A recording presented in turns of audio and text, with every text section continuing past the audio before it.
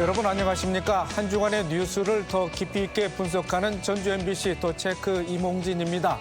먼저 이슈 체크에서는 정부가 새만금 기본계획에 대한 중간 연구 결과를 내놨습니다. 그 방향성 짚어보고요. 전북을 방문한 관광객들의 체류 시간이 크게 늘었다고 하는데요. 내용 알아보겠습니다. 이슈 토론에서는 지난 10월 22일부터 사흘간 진행된 제22회 세계 한인 비즈니스 대회 성과와 과제에 대해 이야기 나눠보겠습니다. 먼저 한 주간의 이슈 살펴봅니다. 장충석 변호사 나와 있습니다. 안녕하십니까? 안녕하십니까? 네, 새만금 개발청이 지난 11월 14일 새만금 기본계획 재수립 중간 보고회를 개최했습니다. 새만금 기본계획 MP라고 하는데요. 이제 사업의 비전 또 토지 용도 등을 담는 중요한 최상위 법정 계획인데요. 자, 어떻게 변경이 된다는 겁니까? 말씀하신 대로 그 새만금 개발청에서 새만금 기본계획 재수립 중간보고회를 개최를 했는데 그 주된 보고 내용을 보면 이 새만금 개발에 대한 어떤 청사진이 담겨 있는데 첨단 전략산업이라던가 글로벌 푸드, 관광, 마이스 산업 등을 중심으로 하는 이른바 그 3대 허브 산업을 육성을 하겠다. 이런 내용도 담겨 있습니다. 그리고 이제 좀 많이 이슈가 됐던 부분이 지금 현재 새만금 내의 그 산업용지 부족 문제를 해결을 하기 위해서 기존의 농생명용지라던가 주거용지를 산업용지로 전환하는 그런 방침이 담겨져 있는데요. 좀 더 구체적으로 보게 되면은 농생명용지 등을 산업용지로 전환을 해서 총 7.5제곱킬로미터에 이르는 산업용지를 확보를 해가지고 2031년도 이후에 예상되는 그 수요에 대비를 하겠다라는 그런 방침을 밝혔습니다. 네, 말씀하신 대로 정부가 농업용지를 줄이고 대신 산업용지를 늘리는 방향으로 새만금 기본계획을 변경하겠다고 했는데요. 정부 내에서도 부처 간 이견이 있다고 하던데 어떻습니까? 그렇습니다. 이제 그 새만금 관련된 주무부처마다 그 각자 입장에 따라서 좀 이견이 나오고 있습니다. 새만금 개발청 같은 경우에는 이제 아무래도 산업용지 확보가 시급한 상황에서 그 용지 변경을 통한 방법 이외에 다른 방법이 지금 사실상 어렵다라는 그런 입장을 보이고 있는데요. 추가적인 그 매립이라든지 이런 부분들을 통해서 용지를 조성하는 것은 시간이 이제 오래 걸리기 때문에 적시성이 좀 떨어진다 이런 입장을 밝히고 있습니다. 반면에 이제 지금 그 전용 대상이 된 농생명용지의 주무부처인 농림축산식품부 같은 경우에는 지금 이 농생명용지를 조성하는 과정에서 이미 그 1조 원이 넘는 농지기금이 이미 투입이 된 상황이어서 좀 난색을 많이 표시를 하고 있는 상황이고요. 현재 용지에 농업, 용수, 관로 이런 것들이 완공이 된 그 농지를 산업용지로 전용을 하는 것은 좀 비용 낭비가 심한 문제가 있을 수 있다. 그리고 또 장기적으로 어떤 식량 안보 이런 측면에서도 좀 부정적인 의사를 좀 많이 내비치고 있습니다. 네. 자, 그리고 한편에서는 현재 기업 투자 수요는 일시적인 현상인데 새만금 기본계획까지 바꿔야 하는 것이 맞는지 이렇게 회의적인 목소리도 나오고 있다고 합니다. 그렇다면 새만금 개발청의 입장 어떻게 나와 있습니까? 지금 새만금 개발청에서는 현재의 이런 그 높은 기업 투자 수요가 일시적인 현상이 아니고 지금 산업 구조가 좀 구조적으로 변동이 되는 과정에서 나온 현상이어서 지속적인 현상이다라는 입장을 보이고 있습니다. 지금 벌써 이런 높은 기업 투자 수요가 이런 흐름이 이어진 지도 3년여가 지나고 있는 상황이기도 하고요. 그 규모도 상당히 큰 상황인데요. 지금 새만금 국가산업단지 내에 있는 산업용지의 절반 이상이 최근 3년간 이 투자 수요가 발생을 한 그런 측면도 있습니다. 지금 올해 같은 경우에는 그 이 산업 용지가 부족해서 투자 협약 체결이 좀 지지부진한 상황이기는 한데 올해 하반기 들어서 다시 이제 그 공사가 완공된 토지들을 중심으로 해가지고 투자 협약 체결이 다시 늘고 있는 상황이기도 하고요. 그렇기 때문에 이런 현상이 일시적인 현상이 아니기 때문에 산업 용지를 좀 조기에 확보를 해야 된다라는 입장을 계속 밝히고 있습니다. 네. 본격적인 협의가 진행되면 부처 간 갈등도 커질 것 같은데 자, 만약 새만금 기본 계획이 변경되면 언제쯤 확정이 될 것으로 전망됩니까? 지금 그 새만금 개발청에서 새만금 기본 계획 재수립 용역을 시작을 한 것이 올해 4월 달입니다. 현재 계획대로라면은 내년 말경이 되면은 이 새만금 기본 계획이 확정이 될 것으로 보이고요. 그 과정에서 지금 방금 말씀드린 어떤 부처 간 입장에 따른 이견 등을 조율하는 절차 등이 이제 진행이 될 것으로 보입니다. 네, 그렇군요. 자, 다음 이슈로 넘어가 보겠습니다. 올 상반기에만 전북을 방문한 관광객 수가 4,700만 명을 넘어섰다고 하는데요.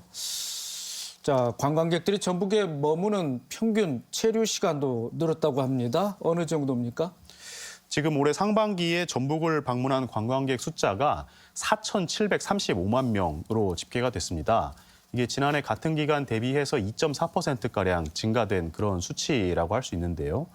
이런 추세라면은 지금 올해 초에 전북자치도가 올해 관광객 유치 목표로 밝혔던 그 1억 명 관광객 유치 목표도 이게 뭐 그렇게 불가능한 목표는 아니지 않나라는 목소리도 좀 조심스럽게 나오고 있는 상황이기도 하고요. 지금 관광객 숫자가 는 것뿐만 아니고 관광객의 체류 시간도 많이 늘은 것으로 나타났습니다. 전북 도내에 방문한 관광객들이 지금 평균적으로 2,822분가량 체류를 하는 것으로 나타났는데요. 이게 그 다른 광역자치단체와 비교를 해보면은 500분 이상 긴 수치라고 합니다. 그러니까 관광객들이 평균적으로 꼬박 이틀 이상 도내에 머무는 것으로 나타났는데요. 그러니까 전북자치도가 좀 단기적인 어떤 그런 관광지에서 좀 벗어나서 숙박을 겸하는 장기 관광지로 변화될 수 있는 어떤 그런 가능성을 나타내는 긍정적인 지표라고 할 수 있을 것 같습니다. 자, 그런데 불과 몇 달 전만 하더라도 각종 관광 통계를 보면 관광객들이 장기보다 단기 체류를 선호하고 또 소비도 제자리라는 지적이 많았는데 사뭇 달라진 결과입니다. 어떤 이유에서일까요? 말씀하신 대로 지금 올해 8월까지만 하더라도 그런 지적들이 있었습니다. 그래서 이제 그 도내를 방문하는 관광객들이 주로 그 무료 체험 관광 위주로 관광을 한다거나 또 다른 지역과 좀 차별화된 전북만의 그런 소비 컨텐츠들이 부족해서 좀 소비가 늘지 않는다거나 이런 지적들이 있어 왔는데요. 그 이후에 이제 전북자치도 측면에서 어떤 그 뭐 미식 관광이라든지 또 요즘 많이 그 유행하고 있는 뭐 휴가지에서 일을 병행할 수 있는 워케이션 프로그램이라든지 이런 부분들을 좀 시행을 한 측면도 있고요. 그리고 투어 패스, 뭐 체험형 투어 패스를 확대하는 정책 등을 시행을 한 것이 좀 영향을 끼친 것으로 보고 있습니다. 그리고 또 주목할 만한 것이 그 카페 투어라든지 뭐 영수증 일일 환급 이벤트라든지 주로 이제 젊은 층, MZ 세대들을 겨냥할 수 있는 그런 마케팅들을 그 적극적으로 시행을 했던 것이 좀 영향을 발휘해서 뭐 관광객 수, 체류 시간, 뭐 소비 이런 것들을 증가시킨 데 기여를 하지 않았나 이런 해석들이 나오고 있습니다. 자, 외국인 관광객 유치도 늘었다고 합니다. 관광객들은 전북의 매력을 어떠한 점에서 꼽고 있습니까? 올해 상반기에 이제 전북자치도를 방문을 한 외국인 관광객 숫자가 26만 명으로 집계가 됐습니다. 전년도랑 비교하면 2배가 넘게 증가를 한 수치라고 할 수 있는데요. 지금 관광객들이 꼽은 전북의 가장 큰 관광 매력은 단연 이제 음식이 꼽혔는데 주요 방문 이유 중에서 59%가 이제 음식을 차지한다라는 통계가 나왔고요. 그러니까 우리 지역의 어떤 음식 문화가 관광객들에게 좀 좋은 호응을 받고 있다. 이렇게 볼 수 있을 것 같습니다. 그 음식 문화뿐만 아니고 이제 주요 방문 이유로 꼽힌 것들이 숙박, 그다음에 문화 관광 이런 점들이 이제 거론이 됐고요. 지금 전북자치도에서도 이런 그 조사들을 반영을 해서 좀 음식 문화를 중심으로 한 어떤 미식 체험이라든지 이런 코스들을 추가적으로 개발할 그런 계획이라고 합니다. 네. 자, 전북 하면 여전히 전주 한옥마을을 가장 먼저 연상하고 그 외에 관광지나 뭐 명소들은 덜 선호하는 경향이 있다는 말이 있습니다. 자, 도내 곳곳에 산재한 문화, 역사 자원을 활용해서 재방문을 유도하고요. 다양한 콘텐츠와 상품 개발이 시급한데요. 자, 어떠한 과제가 있다고 보십니까? 맞습니다. 이제 말씀하신 대로 도내 곳곳에 보면은 뭐 문화 자원이라든가 역사 자원이라든가 활용하기에 따라서는 굉장히 좋은 관광 자원이 될 수 있는 그런 자원들, 잠재력들이 많이 있는 것 같습니다. 그런데 이제 이런 것들이 좀 컨텐츠화가 되지 못하고 잘 마케팅 홍보가 되지 못하다 보니까 좀 묻혀 있는 그런 느낌을 많이 받는데요. 그렇기 때문에 앞으로 이런 부분들을 좀 적극적으로 알리고 홍보하는 노력이 필요할 것으로 생각이 되는데 젊은 층, 특히 MZ 세대들의 어떤 그런 그 취향이라던가 이런 부분들을 고려를 해서 디지털 기반 컨텐츠화하는 좀 그런 노력들이 필요할 것으로 생각이 되고요. SNS 같은 그런 마케팅 수단들을 좀 적극적으로 활용을 해서 좀 잠재력 있는 도내의 그런 관광 자원들을 적극적으로 홍보를 한다면 이런 부분들이 또 한옥마을뿐만 아니고 함께 전북 관광을 끌어갈 수 있는 좋은 관광 자원으로 활용이 될 수 있을 것으로 기대가 됩니다. 네. 이번 주 이슈 점검과 전망 여기까지 하겠습니다. 장충석 변호사 수고 많으셨습니다. 감사합니다.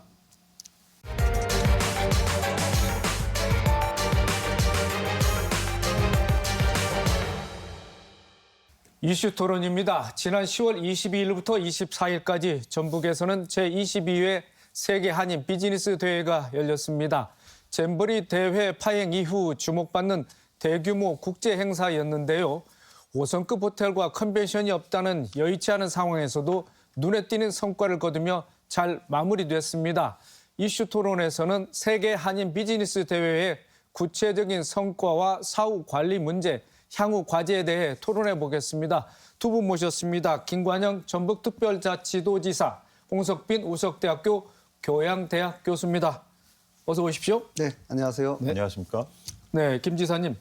자, 제22회 세계 한인 비즈니스 대회가 폐막한 지 한 달이 훨씬 지났습니다. 자, 큰 공을 들인 대회인 만큼 자, 대회를 치른 소감 뭐 간단하게 말하기는 좀 어려우실 것 같은데 어떻겠습니까? 네, 제가 세계 한인 비즈니스 대회를 치르면서 참 감회가 새롭습니다. 22년 동안 열리는 동안 전북에서 한 번도 열리지 못했기 때문에 제가 반드시 전북에서 꼭 한번 유치를 했으면 좋겠다 하는 간절함이 있었지만 제가 시설이 부족하기 때문에 유치지로 최종 결정되는 데까지도 정말 고난의 연속이었다고 할까요? 정말 드라마 같은 일이 벌어져서 제주와 인천을 한 표 차로 이기고 저희가 작년 12월 7일에 유치 선정이 되었는데 제가 사실 그날 하루 참 기뻤고 그 다음 날부터 이번 세계 한인 비즈니스 대회가 열리는 마지막 날까지는 정말 긴장의 연속이었다는 말씀을 드리고 싶고 이번에 이렇게 좋은 성과가 날 수 있었던 것은 우리 도민들께서 정말 하나가 되어서 이 대회를 꼭 잘 치러내야 되겠다. 또 잼버리의 불명예로부터 꼭 벗어나야 되겠다라고 하는 그런 간절함이 있었기 때문이라고 생각합니다. 곳곳에서 말없이 봉사한 많은 400여 명의 자원봉사자들, 또 개막식 날 비 오는데도 불구하고 그 비를 다 맞으면서 개막식장에서 만찬장까지 약 700여 미터를 직접 비 맞으면서 앞을 선도했던 그 할머니 할아버지로 구성된 전주시의 취타대. 제가 그 뒤를 따라가면서 정말 마음이 울컥하고 눈시울이 붉어졌습니다. 정말 그런 많은 분들의 헌신적인 노력이 있었기 때문에 가능했었다라고 생각하고 이 자리를 빌어서 우리 도민들께 다시 한번 감사의 말씀을 꼭 드리고 싶습니다. 사실 적지 않은 우려를 안고 준비했던 대회 아니겠습니까? 5성급 호텔이라든지 또 대규모 국제 컨벤션 센터가 없어서 그 대안을 어떻게 마련할까 이런 궁금증도 자아내기도 했었는데 다행히 좋은 성과를 거뒀습니다. 자원봉사자 또 축제 참여자들의 협조와 봉사 덕에 대회를 잘 치렀다 이렇게 모두에 말씀하셨는데 자, 좀 더 구체적으로 이번 대회가 성공리에 치러질 수 있었던 그 요인 또 그 결과는 어떻게 나타났는지 좀 말씀을 해 주시죠. 네, 저희가 대회를 치르면서 느낀 것은 위기를 기회로 활용하자라고 하는 적극적인 사고에 있었다고 생각합니다. 저희가 5성급 호텔 대신에 저희는 전주의 한옥마을을 권했고 K컬처의 진수인 한복, 한식을 그분들에게 보다 많은 기회를 제공함으로써 해외에서 거주하던 한인들이 모국에 와서 따뜻한 어머니의 마음을 느낄 수 있도록 우리가 정성을 다해서 그분들을 모시자라고 하는 것이 주요했던 것 같고요. 첫날 개막식부터 저희는 역대 22회 대회 중에 처음으로 개막식에 참석한 1000명에게 한복을 입혔습니다. 이것이 굉장히 센세이션을 일으켰고요. 또 해외에서 일을 하시던 분이기 때문에 이 모국의 한복을 입는 그 기분이 굉장히 남다랐다라는 그런 평가를 했습니다. 그리고 대학교에서 열리기 때문에 세계의 성공한 한인 비즈니스맨들을 대학교의 수업 과정에 저희가 40명을 직접 투입을 해서 강연을 할 수 있도록 하면서 이 강연을 들은 학생들에게는 성공한 분들의 경험, 도전을 배울 수 있었고 또 강의를 하신 분들은 대한민국 청년들의 생각을 알면서 본인들이 그동안 고생했던 것들을 학생들과 나누면서 뿌듯함을 느끼고 그게 굉장히 큰 성과를 거뒀다고 생각하고요. 실제로 이제 보면 대회에 참석한 사람이 해외에서 약 900여 명, 국내에서 약 3,000여 명, 그래서 3,900여 명이 좀 넘게 거의 4,000명 가까운 사람들이 대회에 실제로 참여를 했고 저희 부스는 251개 기업이 327개의 부스를 설치해서 운영을 했습니다. 기간 동안 2만여 건이 넘는 수출 상담, 또 6억 3천만 불 정도의 수출 상담액을 기록했고 실제로 계약으로 이어진 것이 5,800만 불인데요. 이것도 역대 한인 비즈니스 대회 역사상 가장 많은 금액입니다. 자, 홍석빈 교수님, 네. 비즈니스 대회 여러 차례 현장을 다녀오셨을 것 같은데, 네. 자, 지난해 잼버리 사태의 악몽을 좀 떨쳐버리고 대회를 잘 치르자 하는 이런 어떻게 보면 좀 오기심이라고 할까요? 그 네. 도전 정신이 좀 발동됐던 그런 행사였던 거 싶은데 관심 속에 개최됐던 대회인 만큼 자세히 좀 이 대회를 분석하셨을 텐데 자, 어떻게 평가하고 계십니까? 네, 지금 사회자 말씀하셨듯이 우리 전라북도의 김관영 도지사가 내세우는 슬로건이 도전 경성. 예, 우리가 새만금 잼버리 사태의 어두운 기억을 뒤로 하고 이번에 제22회 세계 한인 비즈니스 대회를 성황리에 개최함으로써 명예를 일단 회복했다. 여러 가지 성과들을 나눌 수 있겠는데요. 지금 도지사께서 잠깐 설명해 주셨지만 이 비즈니스 대회 자체가 사실은 이제 전북 경제 제도약, 즉 경제적 측면 그리고 산업과 경제산업 측면에서의 어떤 복원, 그다음에 기회 이런 것들을 노리고 하는 것이기 때문에 가장 중요한 것은 이게 결국 경제적 경영적 성과라고 하겠습니다. 지난 21회 대회가 미국 그 캘리포니아 애너하임이라는 도시에서 열렸었는데요. 거기에 당시에 방문객 수가 7,800명 정도 되고 직전 국내에서는 울산에서 열렸는데 한 2,000명 정도 됐었습니다. 그런데 이번에 우리 전주에서 열린 22회 대회에서는 약 14,500명 정도의 그 일반 방문객이 있었고 경제인들 관련자까지 합치면 약 4,000명이기 때문에 굉장히 큰 성황리에 개최됐다고 보겠습니다. 무엇보다 두 번째 성과는 자신감의 회복이다. 우리가 굉장히 전북이 경제, 사회적으로, 정치적으로 여러 가지 어려움에 처했었는데 이번 대회를 통해서 자신감을 회복할 수 있는 계기를 만들었다. 그리고 전북도민들한테 하면 할 수 있다라는 그런 도전 정신을 심어줬다는 게 큰 의미인 것 같습니다. 중요한 것은 이제 앞으로의 지속 가능한 실적을 내기 위해서 사후 관리를 잘 하는 게 중요할 텐데요. 무엇보다도 이제 경제통상진흥원 통해 가지고 지금 그 사후 관리를 하고 있는 것을 알고 있습니다. 11월 4일에는 한인 비즈니스 대회 참가 기업 115개사에게 경제통상진흥원이 위촉한 수출 계약 전문가 25명을 만나서 맞춤형 컨설팅을 진행을 하고 그 진행 상황을 향후 최소 2년 정도 모니터링을 하겠다라는 기사도 제가 접했는데요. 우리가 보통 대회를 하다 보면 매번 제1회 이런 경우가 많은데 이게 2회, 3회 계속 지속적으로 연결이 되면서 전북경제 제도약을 위한 산업 경제 기반을 만들고 우리 도내에 그 사업 활동을 하고 있는 기업들이 성공의 길로 가는 그런 큰 종의 터닝 포인트, 모멘텀을 발굴하는데 큰 의의가 있었다 이렇게 판단합니다. 네, 알겠습니다. 자, 지사님, 비즈니스 대회였던 만큼 자, 우리 도내 기업들과 관련한 문제를 좀 짚어보겠습니다. 네. 이번 대회에서 수출 계약에 물꼬를 튼 기업이라든가 또는 네. 눈에 띄는 도내 기업이 있으면 좀 일단 소개를 좀 해주실까요? 네, 저희가 이제 몇 달 전부터 서로 바이어와 국내 기업들, 도내 기업들을 서로 연결하면서 가능하면 이제 그분들이 한국에 왔을 때 직접 현장을 방문하고 수출 계약까지 이어질 수 있도록 쭉 안내를 해서 약 9개 기업이 800만 불 정도를 하는 것으로 이렇게 돼 있었습니다.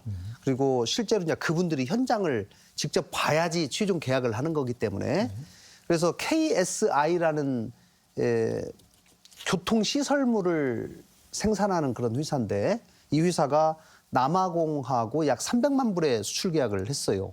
그래서 이제 이게 처음에 물꼬를 이렇게 텄는데 그 외에 식품 기업이라든가 뷰티 기업들이 이 뭐 50만 불, 100만 불 이렇게 해가지고 또 계약을 쭉 했는데 사실 저희가 이번에 5천만 불 단일건 계약이 지금 굉장히 큰 것이 한 건 터졌는데 이 바이어가 미국 전체 한인 상공회의소 회장을 맡고 있는 이경철 회장님이신데 이분이 미국 전체에 의료용품을 납품하는 공급하는 그런 굉장히 큰 회사를 운영하고 계십니다. 그래서 저희가 이제 미리 연결은 했었고 저희가 풍림 파마텍은 과거 뭐 코로나 사태 초기에 쥐어짜는 주사기 이걸로 아주 유명해져 가지고 그 뒤로 매출도 많이 오르고 굉장히 이제 국제적으로도 신망이 있는 회사로 성장이 되어 있었는데 이 두 회사를 이제 연결을 해서 그동안 정보는 서로 주고받고 이렇게 했는데 이 미국의 이 회장님이 이제 한인 비즈니스데이에 오셨어요. 풍림 파마텍을 직접 첫날 가보시고 둘째 날 가보시고 세 번째 가보시고 3일을 연속 방문을 하신 다음에 야, 이 회사는 생산시설이고 뭐고 이런 모든 것들이 미국 기준에도 다 맞고 내가 여기는 구매를 해야 되겠다. 그래서 거기서 5천만 불을 계약하겠다고 이렇게 말씀해 주셔서 저희들로서는 사실 굉장히 감사한 일이고 풍림 파마텍 입장에서도 예상하지 못한 너무 큰 계약이 터져가지고 앞으로 이제 이 계약이 저는 뭐 풍림 파마텍이 역량이나 모든 면에서 그 계약을 잘 이행해 내리라고 저는 생각합니다만은 저희가 혹여라도 저희 도에서도 최선을 다해서 도와서 그 계약이 정상대로 잘 이행될 수 있도록 그리고 더 많은 다른 나라로 더 확산될 수 있도록 하는 그 계기가 되도록 저희가 관리해야 되겠다 이런 생각 갖고 있습니다. 네, 해외 진출에 뭐 호기를 맞은 기업도 있겠습니다만은 자 이번 대회가 화장품 또 식품 같은 이제 특정 품목에 주력하고 또 관심을 그쪽으로 쏠리다 보니까 비인기 품목이나 기업들은 좀 주목받지 못한 그런 아쉬운 점이 있었던 것 같습니다. 이 부분에 대해서는 어떻게 생각하십니까? 네, 저희가 이제 전시 부스 251개 기업을 선정하면서 이 도내 기업은 120개 기업이 참여를 했습니다. 그러나 가능하면 여러 분야가 좀 고르게 포함될 수 있도록 이 산업 구조를 고려해서 이렇게 구성을 하려고 노력을 했습니다. 그래서 그러나 아무래도 해외 바이어들이 전북 하면 그분들이 아무래도 식품을 얘기를 많이 하더라고요.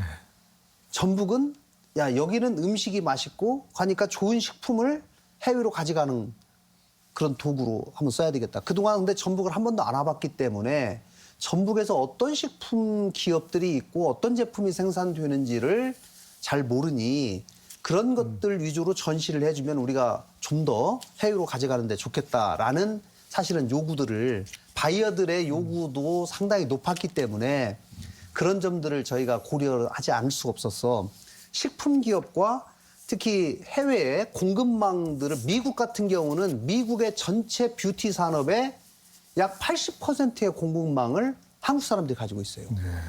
그래서 그렇기 때문에 그 공급망에 우리 지역에서 생산된 뷰티와 관련된 제품들을 론칭만 시키면 미국으로 얼마든지 나갈 수 있기 때문에 그분들이 이제 오면서 이런 제품들이 혹시 있느냐라고 저희들한테 물어봤고 그런 제품들을 발굴해서 회사를 발굴해서 우리가 전시 부스를 만들었기 때문에 아무래도 식품 기업과 뷰티 기업의 수출 실적이 그 당시에도 높았고 앞으로도 저는 그 두 부분에 상당히 집중되지 않을까 이 생각합니다.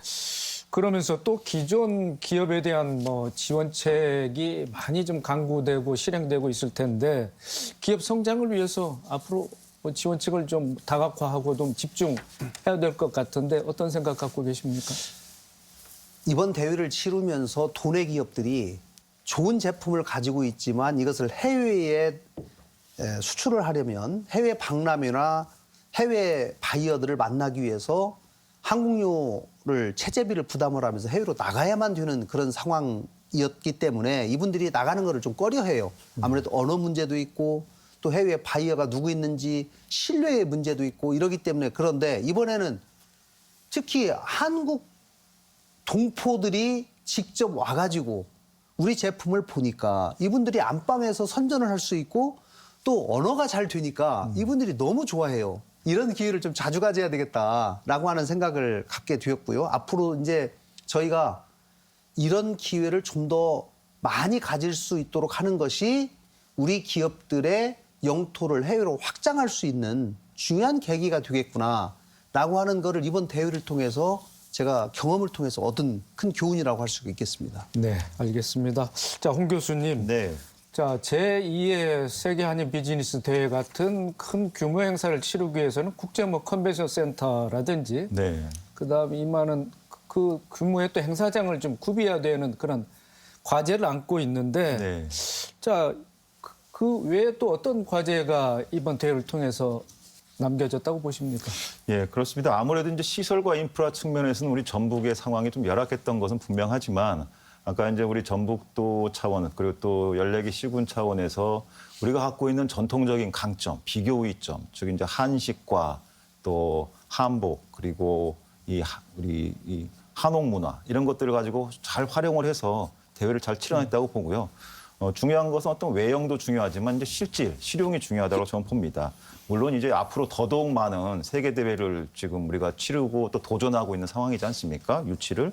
결국 전라북도와 우리 14개 시군이 향후에 전북 경제를 글로벌화시키고 세계화시키면서 환서해권, 서해안권 경제로 새만금을 통해서 재도약하기 위해서는 이 마이스라는 하드웨어적인 인프라 시설은 반드시 필요합니다. 근데 이게 하루아침에 될 것이 아니라 시간과 자본을 소요하는 거기 때문에 차차 이제 점진적으로 준비를 해야 될 것으로 보고요.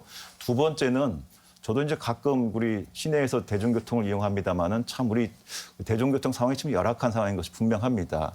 특히나 지금 우리가 주안점을 두고 있는 대광법, 대도시권 광역교통관리에 관한 특별법 이 부분 반드시 우리가 개정을 통해 가지고 전주, 완주 또 통합 문제 이런 거 아울러서 우리 전북의 대광법이 적용될 수 있는 그런 특별법을 좀 우리가 만드는데 좀 정치권이 합심해서 행정부하고 같이 도내 행정부하고 진력할 필요가 있겠다라고 봅니다. 인천공항이나 김포공항 가시는 분들 교통편 되게 어렵다고들 말씀들을 하시더라고요. 그래서 우리가 전북이 글로벌 비즈니스를 하고 앞으로 이제 10년, 20년 후에 더 성장하기 위해서는 이런 해외의 바이어들만이 아니라 관광하러 오시는 분들 또 학생들 자유스럽게 왔다 갈 수 있는 기초적인 인프라 시설들이 반드시 필요하다고 보고요.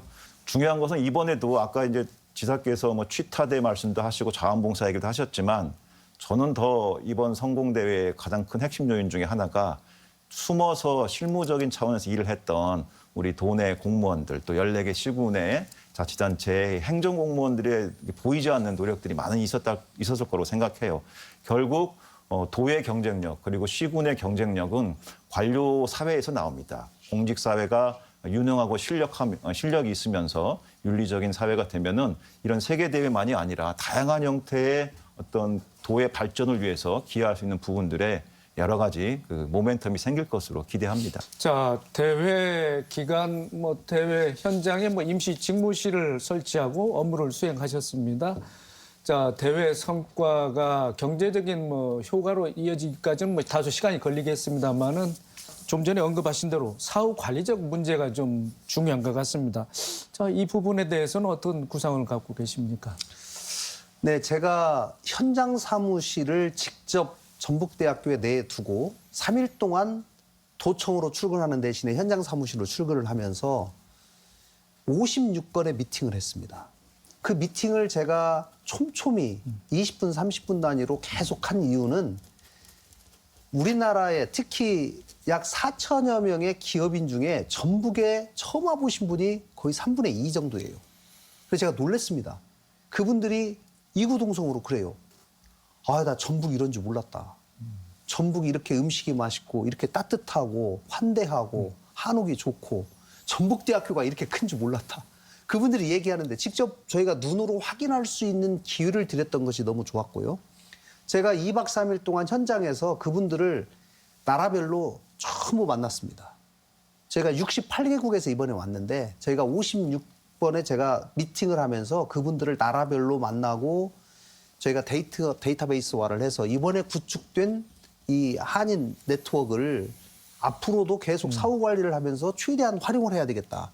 그리고 이분들에게 예를 들면 전북에 좋은 제품이 있으면 각 관심 분야별로 해서 그분들에게 수시로 정보를 제공해서 우리 전북에 이런 좋은 의사가 나타났고 이런 좋은 제품이 나왔는데 한번 검토해 보십시오. 라고 앞으로도 계속 활용할 수 있는 그런 계기가 될 수 있도록 앞으로 활용해야 되겠다 이런 생각을 했고요. 특히 이번에 상담을 한 회사들은 계약으로 갈 가능성들이 있기 때문에 이번에 와가지고 주로 시제품 보고 샘플을 가져갔거든요. 그래서 어떻게 이거를 수출로 최종적으로 이어질까라는 점을 저희가 돕기 위해서 저희 통상진흥원에 통상닥터라는 분들이 계십니다. 그쪽 분야에서 25년 이상 근무하신 베테랑들이신데 저희가 통상닥터를 10분을 위촉을 해서 그분들이 한 분당 10개의 기업들을 계속 모니터링하면서 관리할 수 있도록 하는 체계를 만들어 놨기 때문에 앞으로 수출이 더 많이 늘어날 수 있도록 저희가 신경을 계속 써나가도록 하겠습니다. 네, 알겠습니다. 세계 한인 비즈니스 대회 관련한 과제 성과는 이쯤까지 하고요. 자, 지사님. 그런가 하면 전북특별자치도가 또 다른 도전에 나섰습니다. 2036년 하계 올림픽 유치에 도장을 냈는데요. 네. 자, 언제부터 어떻게 구상을 한 건지 좀 말씀을 해 주시죠. 네, 제가 사실은 도지사 취임하고 나서 잼버리를 정말 멋지게 치르고 나서 하계 올림픽 유치를 좀 도전해야 되겠다라는 생각을 우리 전북에 있는 체육계 인사들과 같이 의논을 계속해 오던 것이었습니다. 근데 작년에 사실 잼버리 사태가 파행으로 끝나면서 그 상황에서 저희가 올림픽 유치 선언을 할 수 있는 상황이 도저히 안 되기 때문에 저희가 내부적으로만 준비하고 쭉 있다가 제가 반드시 세계 한인 비즈니스 대회를 유치도 해야 되겠고 작년에 8월에 잼버리가 끝났고 9월, 10월에 제가 국회 다니면서 많이 얻어맞았습니다. 12월에 세계 한인 비즈니스 대회 유치가 결정이 돼요. 그러니까 인천이나 제주도가 저희하고 경쟁을 하면서 아니 잼버리 한 걸 봐라 이러면서 저희를 비난을 해요. 제가 참 정말 화가 났지만 이거 반드시 딛고 일어나야 되겠다. 52명의 유치를 결정하는 한상 운영위원들을 상대로 제가 3번을 개인적으로 다 전화를 하고 직접 다 만나고 해서 어렵게 저희가 한 표 차로 작년에 선정이 됐는데 이거를 반드시 성공을 시켜서 우리 도민들의 자존심을 회복하고 자신감을 회복시켜서 그 뒤에 유치 신청을 해야 되겠다라고 해서 이제 준비를 해왔는데 저희가 한상대회가 끝난 지가 10월 22일부터 24일까지 했잖아요. 네. 근데 올림픽 유치 신청서 제출 기한이 좀 당겨졌어요. 네. 11월 12일로. 그러다 보니까 그 기간이 굉장히 짧다 보니까 제가 우리 도민들께 충분히 좀 설명하고 붐을 일으켜서 신청을 좀 해야 되는데 그 부분 조금 부족한 기한 때문에 워밍업하시기에 좀 시간이 네, 좀 부족한 점이 사실입니다. 그러나 저희는 내부적으로는 준비는 충분히 해왔고 지금 서울이 유치 신청을 했기 때문에 서울은 수도권 위주로 하겠다 이거예요. 그래서 저는 비수도권 연합을 하려고 생각합니다. 전북이 주도하는. 그래서 저희가 약 35개 정도의 종목 중에 전북에서 하려고 생각하는 건 한 15개. 기존에 있는 경기장 이용해서 나머지 약 20개 정도의 경기장은 충청권과 광주, 전남, 심지어 경상도까지 이용하려고 생각합니다. 27년에 충청권, 충남, 대전, 충북이 세계 유니버시아드 대회를 해요. 거기서 많은 경기장들이 지어집니다. 네. 그래서 그 경기장들을 저희가 1시간 이내의 거리로 활용하고 또 광주에는 세계 수영선수권 대회를 치루었고 내년에 세계 양궁선수권 대회를 치르기 때문에 그런 시설을 또 이용하고 저희가 전주 대구 간 고속도로를 지금 건설을 시도하고 있는데 만약에 그 고속도로가 36년 이전에는 저는 분명히 완공될 거라고 봅니다. 그러면 전주에서 대구까지도 1시간 20분이면 가거든요. 그래서 이런 것들을 전체적으로 아우르고 전통 문화의 도시, K컬처의 뿌리인 우리 전북이 비수도권 연대를 주도해서 다시 한번 도약할 수 있는 기회를 만들어보자라는 것이 저는 이번 올림픽을 유치하게 된 배경이라고 말씀드리겠습니다. 네. 그런데 지사님, 자, 국내 후보지 경쟁 상대가 서울시 아니겠습니까? 만만치 않습니다. 뭐 단독 개최로 가닥을 잡았습니다만은 또 도내 또 일부 특히 이제 도의회에서 적자 대회가 뭐 불가피하다, 또는 대회를 치른 이후에 시설 관리에 막대한 예산이 투입된다, 또 도의회와 협의가 부족했다, 이런 점을 들어서 공격을 받는 그런 상황인데, 뭐 이런 점에 대해서는 어떻게 해명 내지 네, 말씀해 저희가 주실 수 한상 있겠습니까? 대회를 마치고 대회 유치 신청서를 최종 낼 때까지 기간이 상당히 짧았기 때문에 충분히 의사소통을 하기에는 조금 기간이 짧았던 면이 있어서 앞으로 그 부분은 충분히 긴밀하게 협의를 해 나갈 생각입니다. 다만 지금 서울이 인천, 경기, 강원과 같이 연대를 해서 수도권 중심의 대회를 개최하려고 하고 있고, 당연히 저희보다 강력한 상대인 것은 맞습니다만은 저는 같은 컨셉으로 가면 답이 없다고 생각합니다. 저는 전북만이 가지고 있는 고유한 문화적 강점을 살려서 2036년이 되면 저는 분명히 이 K컬처를 재조명하고 K컬처를 전 세계로 다시 한번 확산시키고자 하는 붐이 올림픽 대회를 통해서 일어날 수 있다라고 생각하고 그 중심에 전북을 세우고 싶은 겁니다. 그래서 수도권 위주의 그런 연대에 반해서 우리는 전북이 주도하는 비수도권 연대를 해서 지방 균형 발전을 꾀하자라는 생각을 가지고 있고요. 저는 충분히 저희가 명분과 실리가 있다고 생각하고, 이제 많은 분들이 혹여라도 이걸 걱정해요. 올림픽 치르고 나서 적자 심화하고 나중에 시설물 많이 남으면 어떻게 하냐. 걱정해 주는 것에 대해서 저희가 감사하게 생각하고, 그런 걱정이 기후가 될 수 있도록 다양한 대책들을 마련하는 것은 저희 책임이라고 봅니다. 그래서 가능하면 기존에 있는 시설물을 최대한 이용하고 또 분산 개최를 하고 이럼으로써 시설물 건설을 최소화하고, 저희 개막식이나 폐막식은 올림픽 우리 월드컵 경기장 이용하면 되거든요. 그렇기 때문에 시설이 필요가 없습니다. 그리고 나머지는 우리 기존에 있는 시설 또 주변 지역에 가는 광역지자체와 같이 협력을 해서 같이 치러내면 되기 때문에 저는 그런 걱정들을 하시는 부분에 대해서는 저희가 충분히 대비책을 세워나가겠다는 말씀을 드리겠습니다. 네, 알겠습니다. 자, 홍 교수님. 네.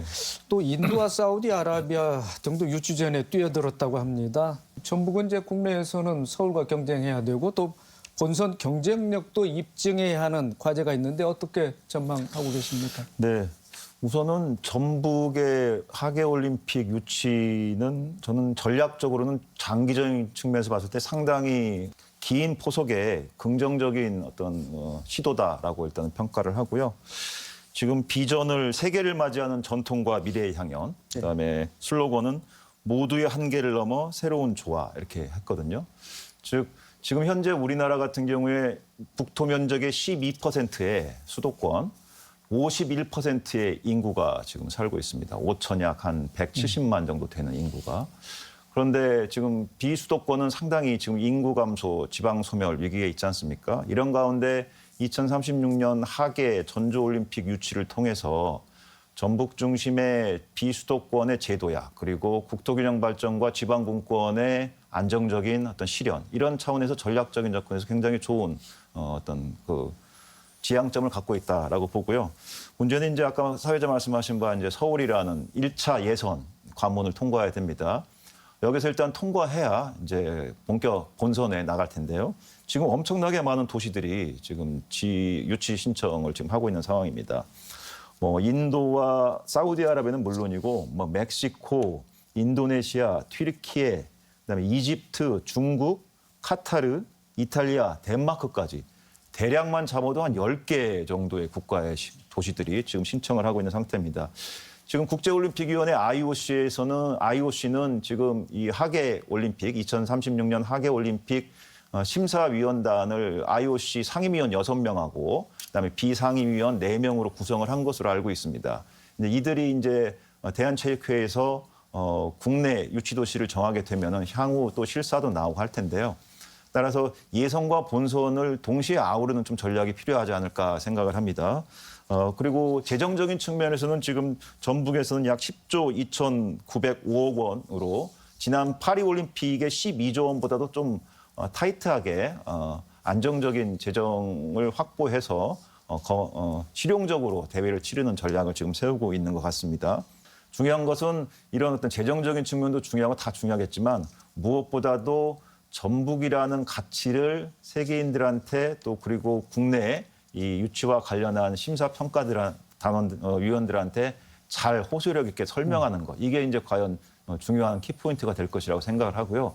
이게 이제 단순히 스포츠 문화 행사의 유치가 아니라 중장기적으로 전북 경제가 제도해 갈 수 있는 어떤 모멘텀을 마련해 가는 과정이지 않습니까? 올림픽은 36년에 열리지만 그 과정에 지금으로부터 12년 동안 많은 일들을 우리가 이제 준비해 나갈 그런 상황이기 때문에 유치가 최종적으로 확정만 된다고 하면 전북은 2030년대 그야말로 상점벽해의 기회를 모멘텀을 찾을 수 있는 좋은 계기가 될 수 있다 이렇게 판단합니다. 네, 지사님. 네. 2036년 하계올림픽 국내 개최지가 결정되고 또 본선 경쟁까지 절차가 진행될 텐데 그렇다면 당장 꼭 필요한 우리가 뭘 준비를 해야 되는지 그 부분에 대해서 좀 짧게 말씀을 해주시죠. 네, 당장은 내년 1월에 대한체육회에서 현장 실사를 나오기 때문에 그때까지 현장 실사 준비를 철저히 해서 전북이 가지고 있는 장점을 최대한 어필하는 전략이 가장 중요하다고 생각합니다.